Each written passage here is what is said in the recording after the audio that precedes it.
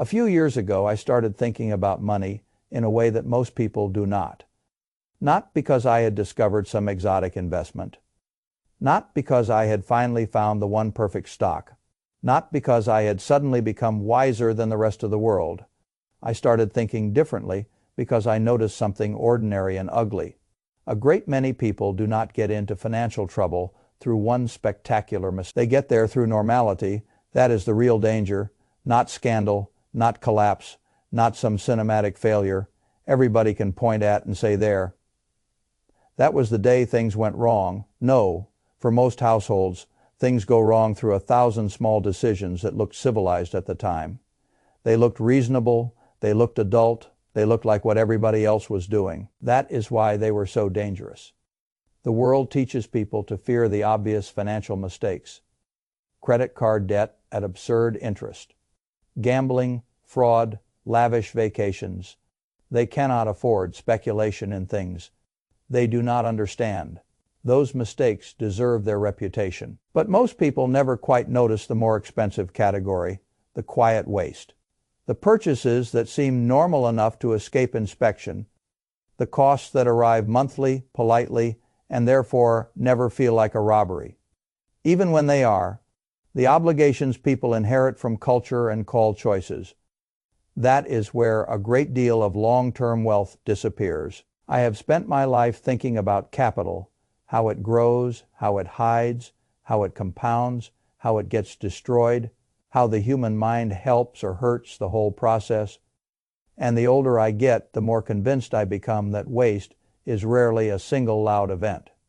Waste is usually a leak hidden inside respectable behavior. A leak defended by phrases like everybody does it. That is just how life works. It is only a small amount. This is what adults buy. This is what success looks like. This is what people in my position are supposed to do. Those phrases have cost families fortunes. I want to tell you something very simple. Money does not care whether a drain looks fashionable. A drain is a drain. If enough of them exist, the future ends up underfunded, no matter how intelligent the person was supposed to be. The first of these drains is one people misunderstand, because it arrives wearing the mask of thrift, buying cheap. Now, I do not dislike thrift.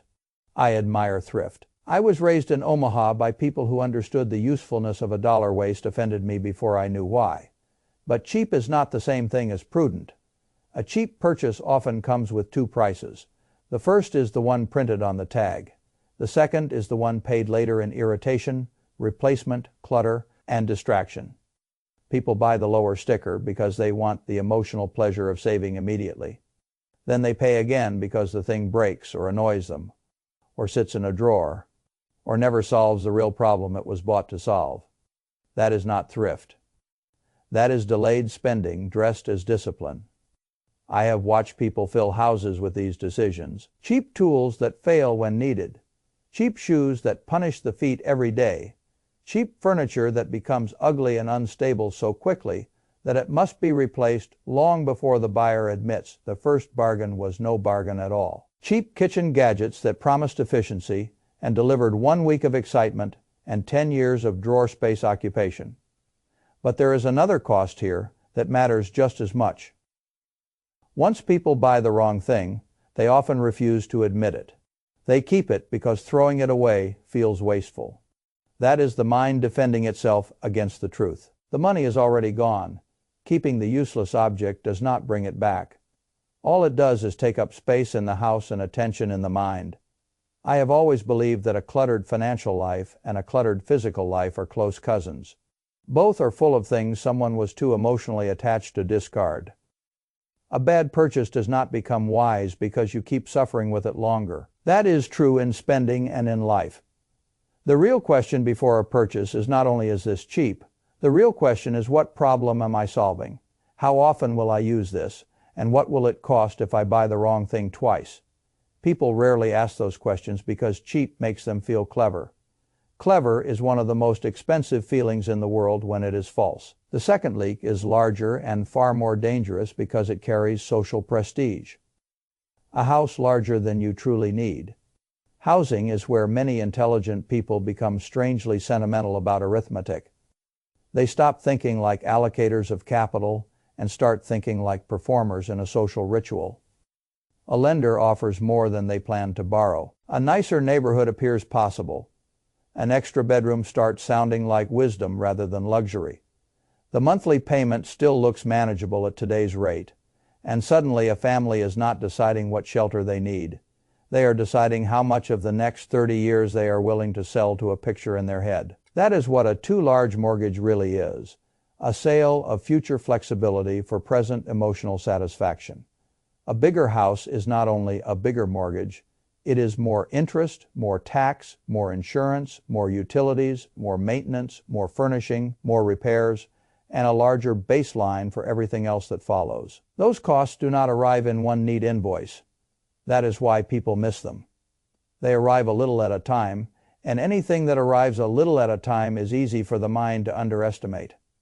I have often said that a mortgage is not just a payment. It is a commitment to keep earning at a certain level in order to preserve a lifestyle that may have been chosen more for appearance than for actual use. That is a very expensive form of self-pressure. People talk about owning the bigger house as though it were evidence of having made it. Sometimes it is evidence only that they took everything the bank was willing to call affordable and then built the rest of their financial life around defending that decision. A family with a slightly smaller house and a large surplus is often wealthier in every meaningful way than the family in the larger home with no room to breathe. One has options, the other has square footage. I know which one I prefer. There is a strange thing that happens once a person takes on too much housing. Every future decision becomes smaller because the house became too big. Career moves become riskier. Vacations become more performative and less relaxing because the payment machine must keep being fed. Saving becomes something one intends to do later rather than something done naturally every month. Then people say life got expensive. The house consumed margin that should have belonged to the future. That is different.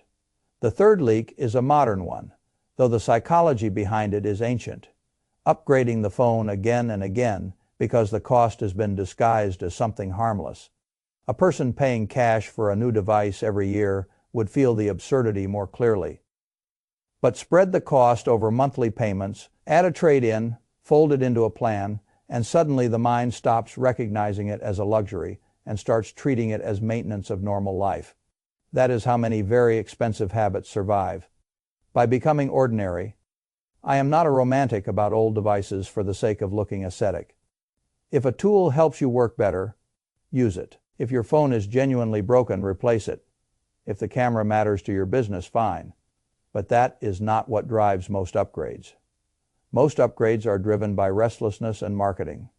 The device still works. The battery is imperfect but manageable.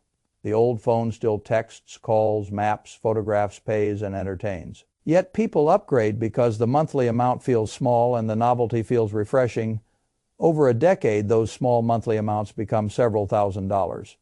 That money might not have changed anyone's life in 1 month. But money rarely changes life in 1 month. It changes life when it compounds. And that is the issue with waste. The danger is not what the money would have done this weekend. The danger is what it would have become over 10 or 15 years if it had been left to work. A new phone almost always becomes normal within days. The lost compounding would have become extraordinary over time. One of those things is visible quickly. The other is visible only to disciplined imagination. That is why the wrong one wins so often. The fourth leak is more theatrical, which is why people defend it with unusual intensity. Diamonds. People love to pretend this subject is sacred and therefore beyond arithmetic. I am not against giving beautiful gifts. I am not against jewelry. I am against unexamined myths, sold back to ordinary people at extraordinary markups, and then defended in the language of romance. An engagement ring should cost 1 month's salary, then 2, then 3. Who told people that? The tradition did not descend from the mountain. It was sold that matters.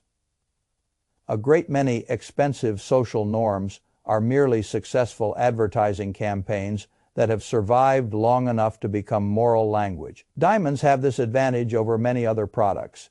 They are wrapped in love. That makes questioning the spending sound cold. It is not cold, it is adult. A thing can be emotionally meaningful and financially overpriced at the same time. In fact, that is often how the world makes its fattest margins. The buyer is told he is not purchasing a stone. He is purchasing proof of feeling. Now he is trapped. If he spends less, does that mean he loves less? Nonsense. The relationship and the marketing budget are not the same thing. What matters in a marriage is not the size of the stone, but the quality of the partnership. Most people know this intellectually, and then spend as though they do not. There are cheaper alternatives. Vintage pieces, second-hand markets, lab-grown diamonds, different stones entirely, simpler rings, custom work without the retail theater. These options do not reduce love, they reduce markup. There is a difference. I have always found it revealing that people will fight very hard to preserve the illusion that a branded, highly marked up purchase is a meaningful life requirement. It shows how often money is used not to solve needs, but to reduce social anxiety. The fifth leak is more subtle because it flatters the intellect. Luxury purchases labeled as investments. This one amuses me because the human mind is a brilliant defense lawyer for desire. A person wants the expensive chair, the bag, the watch, the premium cookware, the designer coat, the elegant object, and soon enough the mind begins gathering evidence for the case. It is high quality. It will last for years. It improves posture. It improves confidence. It is really an investment in productivity. It might even save money in the long run, perhaps, perhaps not. But most of the time that word investment is being used to reduce guilt, not to describe reality. An investment should grow in value, generate cash, reduce a future cost meaningfully, or produce a measurable economic return. A handbag does not do that. A premium chair might improve comfort. Yes, and for some people that matters enough to justify it. But the fact that something is useful or enjoyable does not make it an investment, and it does not need to be one. That is the point. Adults should be able to say, I bought this because I wanted it, and I could afford it within reason. That is honest. The trouble begins when people cannot tolerate that honesty and start recoding consumption as financial strategy. Once they do that, they stop asking the only sensible questions. Can I afford this without harming more important goals? Would I still want it if no one else ever saw it? Am I buying utility or am I buying a story about myself? The mind loves to justify. Wealth often requires learning when not to believe your own closing argument. The sixth leak is one of the great checkout counter scams of respectable commerce, extended warranties. I dislike them, not because all protection is foolish, but because they are usually sold through fear, priced for the seller's advantage, and offered to people who have not been taught to think probabilistically. The object is purchased. The excitement is still there. Now, someone asked whether you would like protection for just a little extra each month, small enough to say yes without thinking, sensibly framed enough to make no feel reckless. That is excellent salesmanship and often poor buying. Most products do not fail in the period when the extended warranty matters. Many already carry some coverage.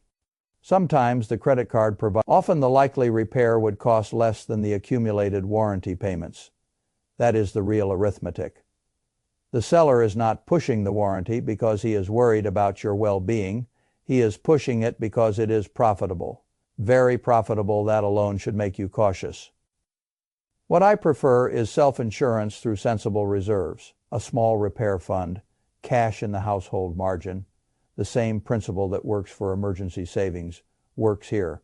If you have financial room, you do not need to buy overpriced peace of mind every time a retailer waves it at you. You simply pay the occasional repair when it comes and keep the many months in which nothing breaks. That is a much better business model for your household than paying insurers of toasters and televisions. The seventh leak is not the wedding itself. It is the distance between what the day means and what the industry convinces people the day must cost. A wedding can be one of the few times in life when the people you love gather in one room around something beautiful. That matters. I would never deny it. The waste begins when people stop planning a marriage celebration and start financing a stage production. A venue tour becomes a psychological operation. There is champagne, there are soft lights, There are brochures, there are packages. There is the subtle suggestion that this memory should be worthy of the moment, and that worthy has somehow become very expensive. Then the extras begin. Flowers, reception drinks, photography, the dress, the suit, music, a room the night before, a room the night after, table settings, transportation favors, the cousin who expects this because the other cousin had it, the family pressure that speaks as though restraint were a form of disrespect. Soon the couple is not planning around meaning. They are managing a rolling emotional extortion project funded by future income. If money must be borrowed to host a wedding, the event has almost certainly wandered away from love and into vanity financed by interest.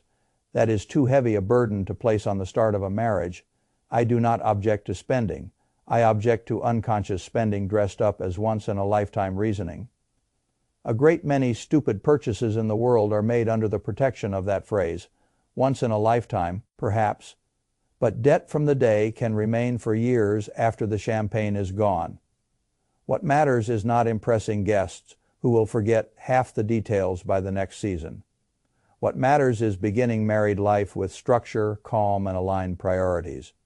That is more romantic than floral theater funded by stress. And finally, there is the leak people dismiss precisely because it is small and familiar streaming subscriptions. This category is useful because it reveals how modern waste operates, not through pain, through invisibility. A charge here, a forgotten renewal there, a platform used for one show and kept for 7 months because cancellation required effort and nobody felt like making the decision. 3 become 5. Each one feels modest. Together they become a steady tax on inattention. That is the real issue. Most people are not paying for what they use. They are paying for optionality they rarely exercise. They are paying for the pleasant idea that they could watch anything, not for actual hours consumed. And because the amounts are not individually large, the mind treats them like background noise. But that is how background noise becomes through repetition. A person who lets small recurring charges multiply without scrutiny is telling the world something about his financial operating system. Not that he is weak, that he is inattentive. Inattention has a price. I know because every serious allocator of capital eventually learns the same lesson. Money likes direction. It does not like drift. Now, I do not want to become ridiculous about any of this. A streaming service you genuinely use can be a fine value. A wedding can be worth real spending. A quality tool or coat or chair can be a good purchase. A diamond can matter to someone in a way that has emotional worth. The point is not to become miserly. The point is to stop confusing normal with harmless. That is the lesson. A life can be financially weakened by perfectly ordinary habits if those habits are never subjected to adult inspection. And that inspection must go beyond the individual transaction. You must ask the deeper question. What category of person am I becoming through repeated choices like this? Am I becoming someone who buys with purpose or someone who defaults? Am I solving real problems or am I obeying scripts? Am I building margin or slowly draining it? Am I consuming capital that should be compounding or am I intentionally spending on what truly matters to me after I've protected what matters more? That is where wisdom begins. I have always believed that money is not mainly about buying things. It is about buying control, control over time, control over stress, control over whether a bad month is a bad month or the beginning of panic. When people waste money on normalized leaks, what they are really wasting is they are wasting future margin. And future margin is what gives life its dignity. A person with margin can say no. He can leave bad work. He can absorb a repair. He can think. He can wait. He can invest without immediately needing the market to cooperate. A person without margin is more talented than he looks and more trapped than he admits. That is why I care so much about ordinary waste. It does not only reduce net worth, it reduces freedom. The world constantly tries to teach people that wealth is mostly about earning more. I have watched too many high earners remain anxious to believe that earning helps. No question, but if spending remains unexamined, higher income often just finances a more expensive set of invisible leaks. Then the person says, I make more than ever and still do not feel ahead. Of course not. The holes got larger with the paycheck. That is a common tragedy. One of the finest financial skills a person can develop is not stock picking. It is learning to identify what his culture has normalized that his future cannot truly afford. That takes nerve because normal behavior comes with social protection. If everybody upgrades the phone, the upgrade feels reasonable. If everybody stretches for the larger home, the stretch feels mature. If everybody keeps the subscriptions, buys the warranty, pays the diamond markup, calls consumption investment, and permits weddings to become mini coronations, then restraint begins feeling eccentric. Good. A great many fortunes are built by people willing to look slightly eccentric, while the crowd performs normality on monthly installments. I am not interested in looking normal if normal is expensive. I am interested in owning my choices. And that is the final point I want to leave with you. None of this is about shame. I have wasted money. Everybody has. The issue is not moral purity. The issue is awareness. If you review your spending honestly, if you keep your luxury decisions intentional instead of automatic, if you separate true utility from cultural theater, if you build margin before you build appearance, then occasional mistakes do not destroy you. They become bumps. But if spending is unconscious, if your financial life is governed by default settings installed by retailers, marketers, lenders, tradition, and social comparison, then the occasional mistake is not occasional at all. It is continuous. And continuous small waste is often much more dangerous than rare dramatic stupidity. So look carefully, not only at what you buy, but at what story caused you to buy it. That is where the money really goes. Not into the object alone, into the belief underneath it. Change the belief and the spending pattern changes. Change the pattern and the future changes. That is how quiet wealth is built, not by one brilliant move, by refusing, again and again, to let normalized nonsense siphon off the capital that should have been buying you freedom.